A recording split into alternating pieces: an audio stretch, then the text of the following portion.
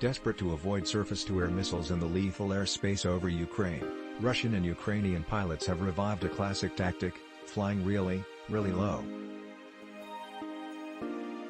But the same low flying that helps pilots to dodge enemy air defenses also exposes them to a separate risk: collisions with the terrain.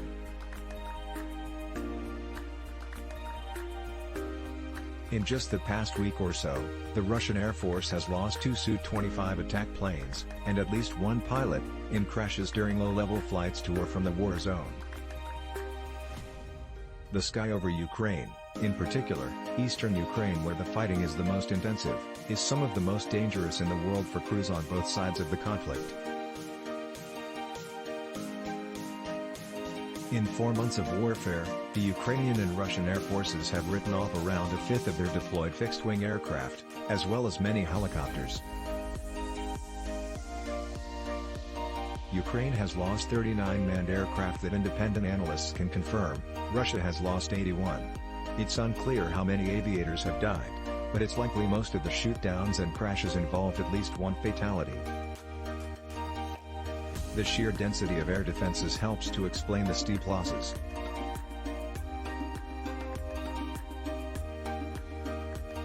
Both Ukraine and Russia deploy overlapping air defense systems including short-range, shoulder-fired infrared surface-to-air missiles, or SAMs, medium-range SAMs with infrared, optical or radar guidance, as well as long-range radar SAMs.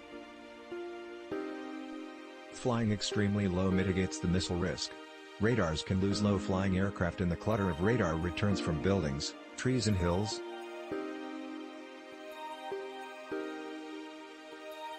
Soldiers with shoulder-fired missiles can't shoot what they can't see, and an aircraft flying close to the ground can appear and disappear over the horizon in mere seconds.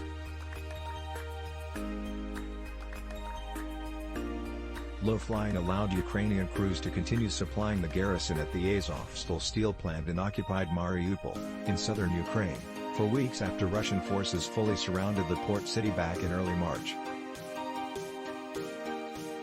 A pair of Mi-8 transport helicopters would fly through Russian air defenses at 130 miles per hour as close as 10 feet from the ground.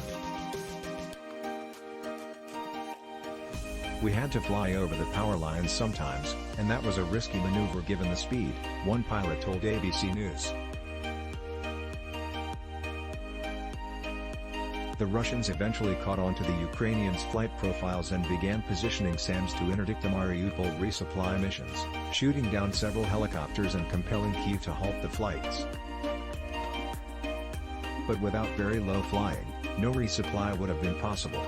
Super low flying now is standard across the Ukraine war zone.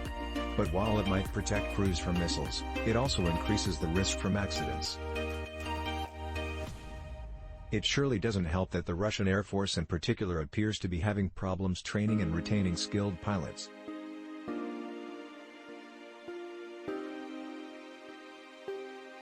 It's not for no reason that more and more Su-25s in particular are being flown by aging ex-service members who now work for the Wagner Group, Russia's shadowy mercenary company.